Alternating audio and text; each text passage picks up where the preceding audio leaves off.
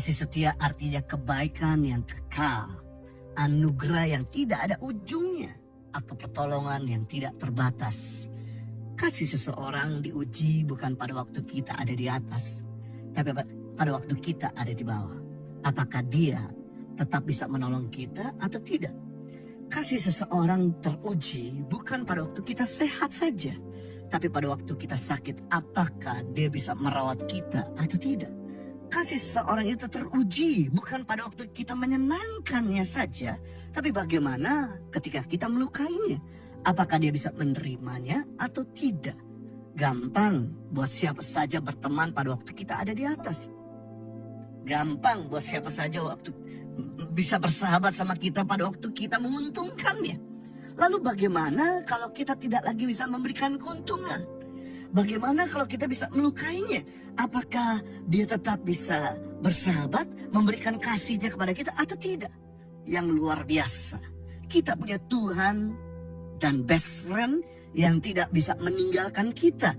Yang selalu memberikan kasih setianya sekalipun kita sakit, kita susah, kita melukainya, sekalipun kita buat dosa. Dan kasih setia Tuhan tidak akan pernah beranjak dalam hidup kita. Yesaya pasal 54 ayat 10 dalam terjemahan firman Allah yang hidup. Meskipun gunung-gunung hilang dan bukit-bukit lenyap, kasih setia Tuhan tidak akan meninggalkan engkau. Perjanjian damai sejahtera tidak akan kuingkari, kata Tuhan. Demikian firman Tuhan yang menaruh belas kasihan kepadamu.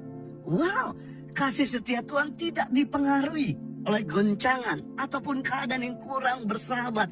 Dia akan tetap mengasihi kita sampai selama-lamanya. Dan saya mau bagi kepada kita semua ada 3 pengertian tentang kasih karunia Tuhan atau tentang kasih setia Tuhan. Yang pertama, murka Tuhan sebentar saja, tetapi kasih setia Tuhan kekal. Didikan Tuhan itu sesaat, tetapi kebaikan Tuhan itu sepanjang masa. Firman Tuhan dalam Yesaya 54 ayat 8. Dalam murka yang meluap, aku telah menyembunyikan wajahku terhadap engkau sesaat lamanya. Tetapi dalam kasih setia abadi, aku telah mengasihi engkau, firman Tuhan penebusmu. Wow, kemarahan Tuhan sesaat, tapi kasih setia Tuhan abadi. Tidak sesaat. Banyak orang kalau marah itu bisa bertahun-tahun. Tapi beda dengan Tuhan. Yang marahnya hanya cuma sesaat. Marahnya Tuhan itu mendidik, menjadikan kita dewasa, agar kita kembali ke jalan yang benar.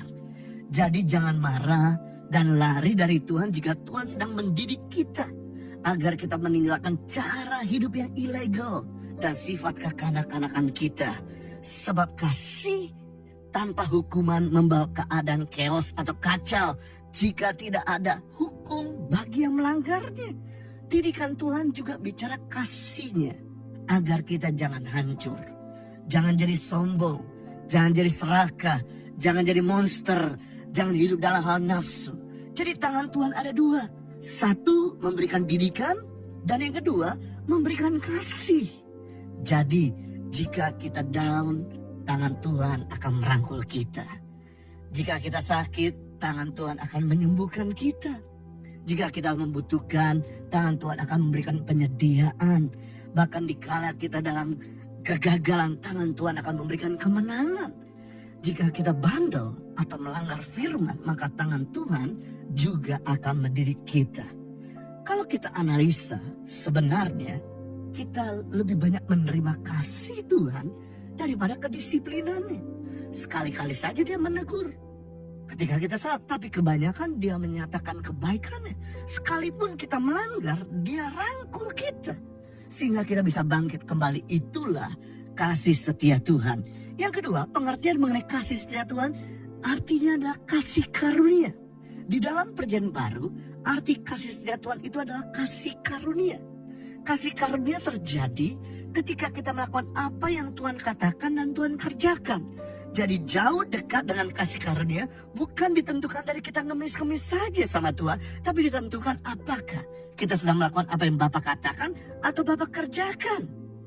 Ada 3 fungsi kasih karunia. Yang pertama yaitu menguatkan. Di saat kita lemah mau dikuatkan oleh Tuhan, kita butuh kasih karunia-Nya. Saat Yesus dalam keadaan lemah di Taman Getsemani, dia berkata, inilah keteladanan Yesus. Bukan kehendakku yang jadi, tapi biarlah kehendakmu yang jadi. Sampai 3 kali Yesus mengatakan, not my will but your will. Karena Yesus melakukan apa yang Bapa katakan, Bapa kerjakan, maka Yesus beroleh kekuatan malaikat Tuhan. Jadi kita bisa melihat di sini mungkin Anda sudah mau menyerah, Anda sudah tidak kuat lagi. Saya beritahu, mari kita katakan bukan kehendakku yang jadi, biarlah kehendakmu, maka Tuhan akan memberikan kekuatan kepada saudara. Yang kedua, fungsi kasih karunia itu mempermudah. Kesulitan-kesulitan yang kita hadapi mau dipermudah oleh Tuhan, kita butuh kasih karunia-Nya. Jalan Anda mau diperlancar oleh Tuhan, maka Anda butuh kasih karunia Tuhan. Kerjakanlah apa yang Tuhan katakan, yang Tuhan kerjakan, maka Tuhan akan membuka jalan saat tiada jalan. Jadi fungsi kasih karunia yaitu mempermudah. Yang ketiga, fungsi kasih karunia memperdaya. Fungsi kasih karunia itu mengembangkan, melipat gandakan, menambahkan yang baik buat hidup kita, buat diri kita, buat kemampuan kita. Apapun yang ada padamu ditambahkan oleh Tuhan. Anda butuh kasih karunia-Nya. Anda butuh kasih setianya. Apapun yang Anda punya, jika mau dilipat gandakan oleh Tuhan, Anda butuh kasih karunia Tuhan. Apapun yang ada sekarang ini, kau mengalami peningkatan, berkembang bertambah, Anda butuh kasih setianya, kasih karunia-Nya. Selama kita dekat dengan kasih karunia Tuhan, maka Dia akan menguatkan, mempermudah, dan memberdaya kita. Yang ketiga, fungsi kasih karunia atau kasih setia Tuhan membuat kita semakin bergantung dengan Tuhan. Tanpa kasih karunia, kasih setia, kita jadi nothing.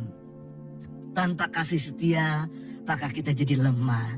Tanpa kasih setia, maka kita jadi makin mengalami kesulitan. Tanpa kasih setia Tuhan, maka kita bisa menjadi bodoh. Tanpa kasih setia Tuhan, maka kita sulit untuk bangkit. Karena kasih karunia atau kasih setia adalah Kristus sendiri, pribadi Dia. Sama seperti ranting, jika dia tidak melekat sama pokoknya, maka ranting itu tidak bisa berbuat apa-apa. Walaupun ranting itu berbunga, berdaun, berbuah, maka ketika dia lepas dari sumber, ranting itu segera kering dan mati. Sebaliknya jika ranting itu gundul, tidak ada bunga, buah, dan daun, begitu dia ditempelkan atau dicangkokkan sama pokoknya, maka ranting tersebut cepat atau lambat dia akan segera produktif. Demikian firman Tuhan telah mengajarkan kepada kita betapa pentingnya kita bergantung, bersandar, dan rendah hati kepada Tuhan. Bahwa kita sedikit memisahkan diri dari Tuhan, maka kita akan kehilangan ketajaman, produktivitas, dan kualitas kehidupan. Jadi jika kita ada sampai hari ini, semua karena berkat-Nya, semua karena anugerah-Nya. Apapun yang kita telah capai, apapun yang kita nikmati dalam keberhasilan kehidupan ini adalah anugerah Tuhan, bukan karena kuat dan gagah kita. Sadarilah, semua talenta dan kemampuan kita adalah dari Tuhan, untuk Tuhan. Marilah kita persembahkan seluruh hidup kita, talenta kita, pencapaian kita untuk kemuliaan nama Tuhan. Inilah contoh dari orang yang hidup dalam kasih setia Tuhan.